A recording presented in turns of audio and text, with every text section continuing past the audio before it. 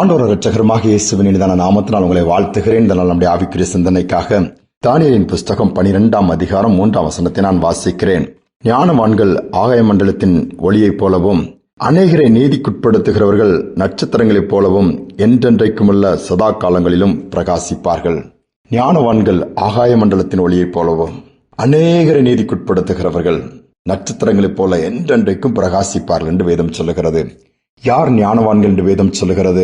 வேதத்திலே நீதிமொழிகள் 11ஆம் அதிகாரம் 30ஆம் வசனத்தை வாசிப்போமானால், ஆத்துமாக்களை ஆதாயப்படுத்திக் கொள்கிறவனே ஞானம் உள்ளவன் என்று வேதம் சொல்லுகிறது. அதிகமாய் படித்து அதிகமாய் எக்ஸ்பீரியன்ஸ் திறமை இருக்கு, அதை குறித்து வேதம் சொல்லவே இல்லை.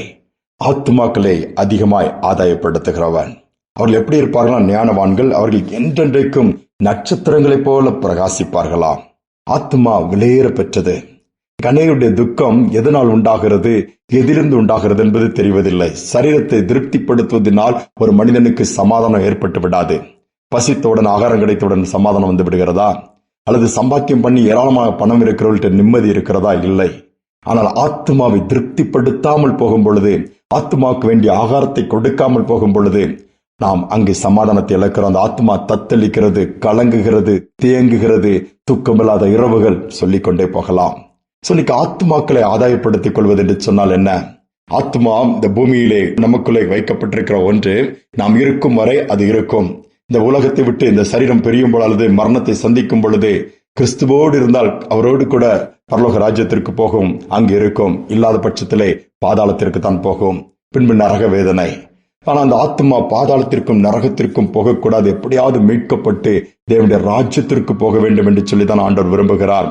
அதற்காகத்தான் ஆத்மா மேலே அதிக கரிசனை ஆண்டவர் வைத்திருக்கிறார், ரத்தத்தை சிந்துகிறார். அதனால்தான் அநேகரை நாம் நீதிக்குட்படுத்த வேண்டும், அநேகரை ஆண்டவர் பக்கம் திருப்ப வேண்டும் என்று சொல்லி விரும்புகிறார்.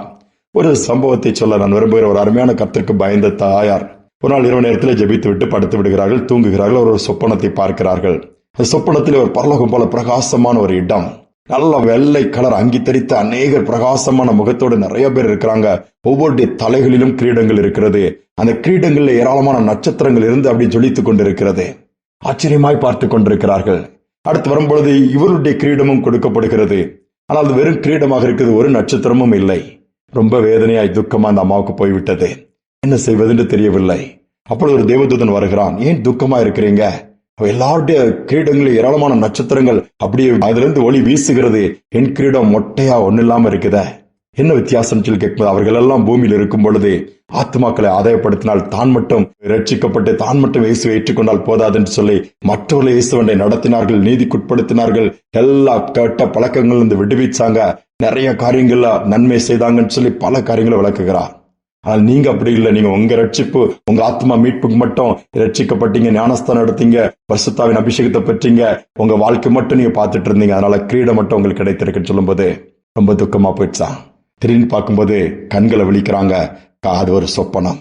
அதுல இருந்து என்ன பண்ணினாங்களோ பயந்து உடனே அடுத்த நாள்ல இருந்து ஊழியத்தை செய்ய ஆரம்பித்தார்கள். அநேகருடைய இயேசுவை பற்றி சொல்ல ஆரம்பித்தார்கள்.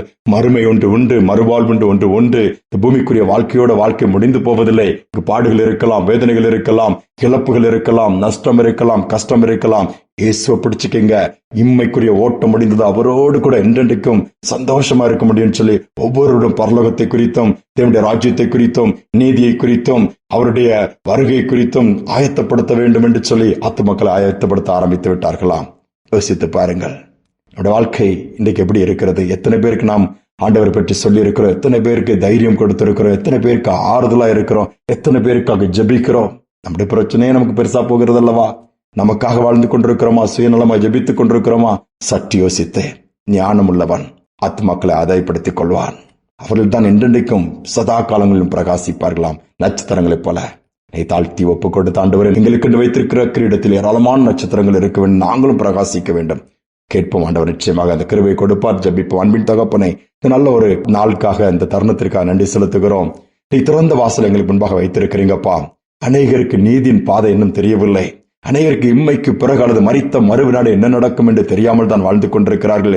இம்மைக்காக இரவும் பகலும் பிரயாசப்பட்டு கடைசியில வேதனையோடு கண்ணீரோடு இந்த ஓட்டத்தை முடிக்கிறார்கள். அப்படி அல்ல.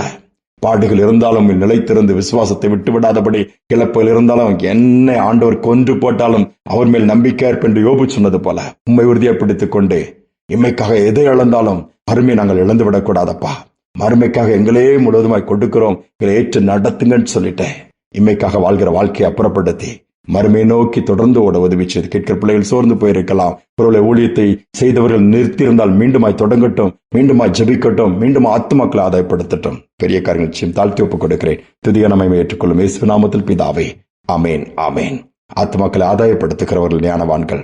ஒரு நாள் கரையேறி அவருடைய சமூகத்தில் போய் நிற்கும் பொழுது வெறுங்கையாய் நிற்கக்கூடாது. ஆத்துமாக்களை ஆதாயப்படுத்தினவர்களாய் நிற்போம். அதற்கான பிரதிபலன் நமக்கு கொடுக்கப்படும். பெற்றுக்கொள்வோம். இந்த நம்பிக்கையோடு இந்த நாளை தொடருவோம். மீண்டும் நாளை தினம் சந்திப்போம்.